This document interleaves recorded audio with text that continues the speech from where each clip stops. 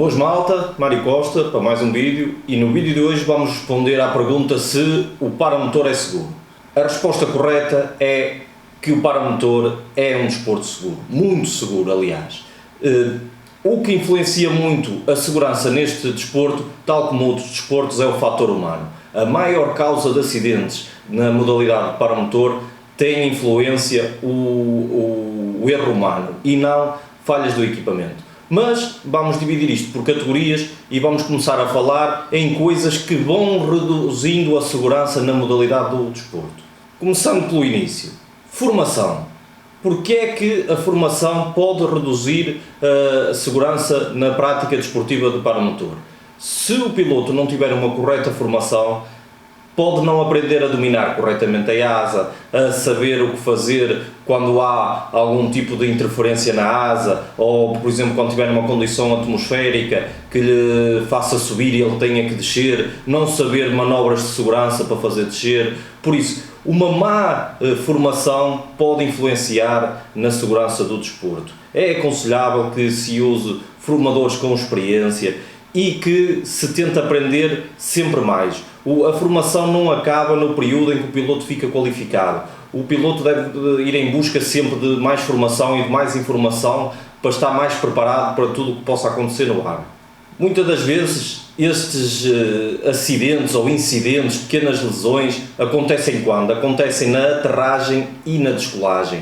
E muito da interferência destes acidentes é o controle da asa. Passar muitas horas a fazer o controle de asa no chão, sentir a asa, não precisar de estar a olhar para a asa, para estar a manobrar a asa, é extremamente importante para que depois, quando se está a voar e depois quando se está a descolar e a aterrar, tenha-se um melhor controle sobre o equipamento e se possa fazer da forma mais segura possível.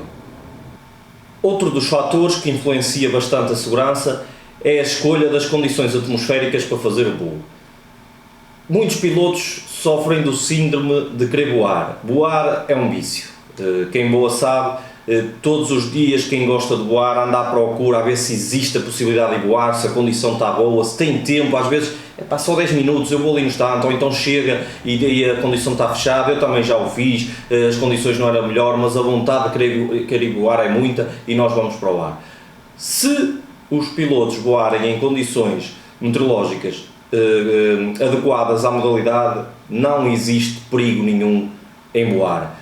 E depois o próprio sítio onde se escolhe para ir voar pode interferir com as condições meteorológicas. Eu sei que nem toda a gente tem a possibilidade de poder voar, por exemplo, junto à praia, onde os ventos são laminares e mais constantes e não existe quase turbulência nenhuma, mas de preferível um piloto que tenha essa possibilidade e que não se queira ter interferências que lhe possam causar algum tipo de turbulência, etc. Basta ir para a beira da praia e voar quando o vento vem do mar, porque são ventos laminares e muito seguros. Não só os ventos, como eu já falei em alguns vídeos, o conhecer as nuvens, o perceber um bocadinho de meteorologia para conseguir olhar para um programa e perceber qual será a expectativa de condições antes de ir para o ar. Às vezes pode existir camadas de vento com direções opostas que façam, por exemplo, uma zona de interseção entre as duas camadas, em que a asa, ao passar por essa interseção, pode receber um colapso. Tentar perceber as dinâmicas em altura do perfil do vento e olhar para as nuvens e perceber se são nuvens que podem trazer chuva, se são nuvens que possam estar a demonstrar que existe uma atividade térmica forte. Tudo isso é importante para que a modalidade seja praticada em segurança. Outra das categorias que influencia bastante a segurança é a escolha do equipamento. E a escolha do equipamento pode ser dividida logo à partida em dois equipamentos fundamentais, se bem que existe mais, mas motor e asa. Começando, por exemplo, pela asa. Existem inúmeras asas, existem asas para vários tipos de piloto, existem asas rápidas, existem asas lentas, existem asas muito seguras, existem asas menos seguras, asas para fazer acrobacias, asas para fazer o chamado cross country, que são viagens muito longas, em que o piloto praticamente quer é não ir a mexer nos manobradores nem ir com as mãos em cima, e que a asa tenha uma plataforma muito estável para o piloto estar simplesmente sentado, olhar por exemplo para o mapa, para o telemóvel, para o que for, e não ter a necessidade de andar a pilotar com a pilotagem ativa, se bem que é sempre aconselhável andar com pilotagem ativa, mas dar a confiança ao piloto que não necessita estar sempre com as mãos nos manobradores para fazer aquela distância. Por isso, o tipo de asa é importante para a segurança da modalidade. Eu já vi instrutores a aconselhar asas muito avançadas a pilotos que acabam de se formar. Isso não é adequado. E não é adequado porquê? Por muito que aquele piloto demonstre ter uma capacidade boa de controle de asa, não tem a experiência de ter passado por muita coisa. As horas de voo vão fazer com que o piloto amadureça, que passe por experiências, às vezes puxa demais a asa, põe a asa quase em perda, e este acumular de erros em asas que perdoam esses erros tornam o piloto mais capacitado para, quando tiver uma asa que perdoa menos erros, não cometa esses erros e vá progredindo significativamente consoante a habilidade. Não devemos ser mais papistas que o Papa e querer logo uma asa que faça piruetas com uma secção muito reduzida de metros quadrados, que é muito ágil, e depois não temos mãos para ela, e até mesmo na descolagem não temos corrida para ela porque não temos a técnica correta. Por isso, o avanço tem que ser feito de forma progressiva e não querer comprar logo uma asa muito avançada sem ter passado por asas intermédias antes. Já os motores, tal como as asas, existem centenas de marcas de motor. Existem motores antigos, motores novos, existem usados, existem motores quando eu digo motor é a estrutura toda do paramotor com o motor. Existem motores que foram feitos numa garagem, outros que são estudados por empresa para dar a melhor performance e estar o mais seguro possível. Por isso, a escolha do equipamento, também em função do custo do equipamento, deve ser uma escolha cuidada. Existem equipamentos que automaticamente fazem a compensação do torque, ou então que a cadeira ajusta facilmente ao piloto e ele não tem que largar as mãos dos manobradores para sentar, etc. Existem diferentes tipos de posição, por exemplo, pontos baixos, pontos altos, que dão uma sensação de segurança e de estabilidade até à própria asa durante o voo diferente. Por isso, saber escolher o equipamento e serem bem consultados na escolha do equipamento é o ideal para se escolher o equipamento correto. E não se precipitarem. Existe muita coisa à venda da internet, existe muitos motores a dizer 10 horas ou asas a dizer tem 10 horas de voo. Ninguém consegue afirmar que aquele equipamento só tem 10 horas de voo. Uma asa pode parecer muito nova e estar já com uma porosidade muito grande e já ter centenas de horas de voo ou ter estado muito tempo ao sol e degradado, e olhamos para ela, ela parece praticamente nova e já perdeu propriedades. Por isso, escolher corretamente o equipamento e saber de onde é que o equipamento vem é fundamental para a segurança do desporto. Outro dos capítulos é a manutenção do equipamento. Eu costumo dizer muitas das vezes que mal o piloto termina o curso de aprendizagem para poder voar, inicia automaticamente um curso de mecânica. Isto porquê? Porque os motores, a asa nem tanto, mas também tem a sua manutenção, mas os motores necessitam de manutenção e necessitam de verificações antes de poder voar. Devia de ser feito um cheque antes de voar para garantir que está tudo ok. E o piloto deve ter a capacidade de, pelo menos as coisas mais básicas, conseguir fazer. Saber fazer os apertos aos parafusos e que apertos é que deve dar, saber fazer a verificação da linha de combustível, coisas básicas que os pilotos devem saber, que tornam o voo mais seguro. Sabendo sempre que, se o nosso equipamento for confiável no ar, nós estamos menos sujeitos a ter falhas que possam, por exemplo, desligar o motor e termos que aterrar numa situação de emergência. E numa situação de emergência, como eu já disse noutros vídeos, nós devemos estar a voar sempre a uma altura que permita fazer um pouso seguro. Mas, na situação do momento, apesar de, por exemplo, o terreno ter a área necessária, a pessoa pode entrar em pânico e não entrar direito nessa área e depois embater contra obstáculos que estejam lá na zona. Por isso, como eu já falei anteriormente, o treino também é importante. Saber aterrar com o motor desligado numa determinada área é fundamental, mas ter o equipamento revisionado para não acontecer situações como esta também é fundamental. Ainda no equipamento, Para além do motor e da asa, equipamento de proteção individual. É fundamental que o piloto use equipamento de proteção individual. Estamos a falar de capacete, estamos a falar de calçado apropriado, é aconselhável o uso também de luvas, pode haver a necessidade de ir agarrar nos cordões e se puxarmos muito depressa aquilo pode queimar os dedos. Reserva, que é um mito no paramotor e já vamos falar nele. Se voarmos sobre a água, flutuadores, por isso há toda uma série de equipamentos de proteção individual que fazem com que o desporto fique mais seguro. Por isso, capacete. Já vi muito piloto a voar sem capacete, a dizer eu não preciso de capacete porque eu não vou bater com a cabeça no chão, eu lá em cima não estou perfeitamente seguro, não há problema nenhum. Capacete é fundamental.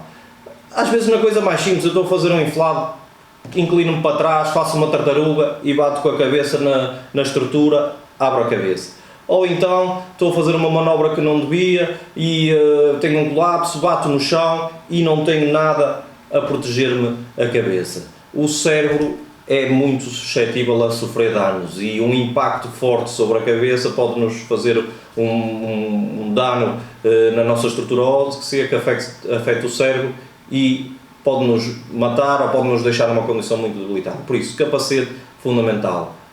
Calçado de segurança, não estamos a falar de botas de biqueira de aço, estamos a falar de calçado que seja maleável o suficiente para correr à vontade e é aconselhável, por exemplo, a proteção dos tornozelos, principalmente para quem tem danos frequentes nos tornozelos, porque às vezes nós, por exemplo, a aterrar vimos com velocidade demais e se não fizermos o flare direito podemos bater com os pés muito de força no chão e torcer o pé, ou então a descolar, ir a correr, apanhar um buraco e torcer o pé.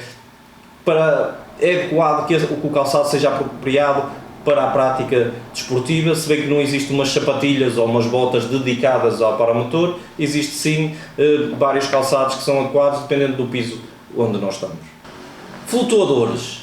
Não existe a necessidade de voar sempre com flutuadores, mas acima de tudo quando voamos por cima da água, em barragens ou até mesmo no ar, é aconselhável o uso de flutuadores. Nós nunca sabemos quando é que podemos ter uma falha qualquer em que faça-nos cair dentro da água e sem flutuadores é muito difícil o piloto se desembacilhar tanto do arnês como dos fios que caem dentro da água e começam a embrulhar a todos os movimentos que o piloto vai fazer dentro da água.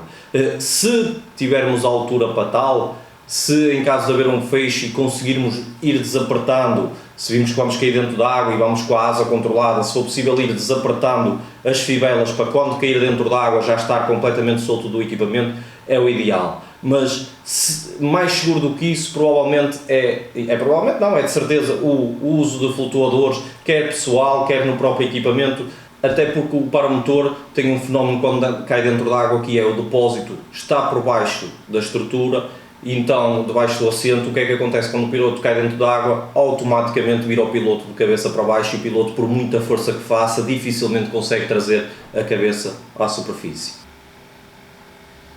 E o reserva? Eu olho para o reserva como o airbag está para os carros. Muita malta diz, mas se eu bater devagar com o carro, o airbag não está lá a fazer nada e depois pode disparar e depois tem um custo. E no paramotor, para quem voa de paramotor, já houve muitas discussões já à custa do reserva. Há pilotos que dizem que não faz sentido usar porque voam baixinho, porque não tem tempo para abrir, e o reserva depois já é pesado e vai ali a fazer peso, custa muito dinheiro, um reserva. Eu não concordo. Inicialmente, quando comecei a voar, também andava sem reserva e dizia que andava baixinho e que não havia necessidade de usar reserva, mas a realidade é que o reserva pode ser fundamental e pode ser a única salvação que nós temos em caso de haver um problema muito grave com a asa. O reserva tem principalmente vantagens. O pessoal vai buscar as justificações, às vezes, porque eu vou a descolar e se a bolsa do reserva cair pode-me abrir o reserva atrás de mim. É verdade, pode acontecer, mas pensem assim, se nós não estamos igual ao parapente que está numa montanha que muitas das vezes começa a correr, começa a entrar em voo e depois o reserva abre atrás e a pessoa cai ali à frente. No paramotor nós estamos a correr no chão, estamos a levantar, se o reserva abrir atrás, provavelmente o que nos vai acontecer é vai-nos travar o nosso movimento e vão acabar por não conseguir descolar. Mas mesmo que consigam descolar e que nesta transição caiam, vão cair sempre de uma altura muito reduzida, quer dizer que o impacto pode causar um dano, mas eu acredito que não seja um impacto muito grave. E depois tem outra coisa, antes de se descolar, fazer inspeção ao equipamento, olhar para a bolsa e ver se a bolsa está devidamente travada, se não está um dos linguetes que segura as hastezinhas que estão a bloquear o reserva, se estão todas bem colocadas. Isso é o fundamental antes de ir para o ar. Outra situação é, o reserva é muito pesado. Há vários tipos de reservas. Há reservas a pesar 3 kg, há reservas a pesar 5 kg. Por isso, a escolha do reserva acaba cada um fazê-lo de acordo com a carga total que está em voo. Temos que considerar que somos nós, é o motor, é a gasolina, é a outra asa, tudo isto é peso e temos que escolher o reserva dentro desta gama de pesos. Contudo, o não ter o reserva não ajuda numa situação em que eu tenho um problema numa asa e não a consigo abrir. Porque é assim, se eu tenho o reserva e estou a voar baixinho e a asa me fecha e o mais provável é que eu tente controlar a asa, é correto e provavelmente não dá tempo para abrir. Se nós estivermos ali a cerca de 10 metros do chão e lançarmos o reserva, dependendo da velocidade a que nós vamos, porque se a asa fechou e começarmos a cair, em 10 metros dificilmente vai abrir um reserva. Agora, se estivermos com energia para a frente e o reserva abrir atrás de nós, provavelmente aquela energia que levamos para a frente é suficiente até para abrir o reserva e atenuar um bocadinho a queda. Mas aqui é um bocado a reação do piloto. Nós a 100 e poucos metros já podemos lançar um reserva que é lá perfeitamente. Por isso a reação do piloto é que quando tem um colapso, é que tem que perceber se aquele colapso dá para o controlar. Quando eu digo controlar, não é voltar a abrir a asa. Imagino que eu fico com uma orelha metida dentro, ensarelhada. Se eu conseguir controlar o giro e conseguir voar com a asa assim, eu posso depois tentar ganhar altura e resolver o problema, ou então tentar aterrar com a asa assim, tentando sempre controlar o giro. Se ele levar um colapso, que não tem hipótese, a asa fecha toda e não embrulha mais, a única solução é o reserva. Quem não tiver reserva, pronto, não tem backup. E por fim, a última categoria para tornar o desporto seguro é o que eu chamo voar em condição segura. O que é a condição segura? Não é relacionado com a meteorologia ou o sítio onde nós estamos a voar, é a maneira como nós voamos.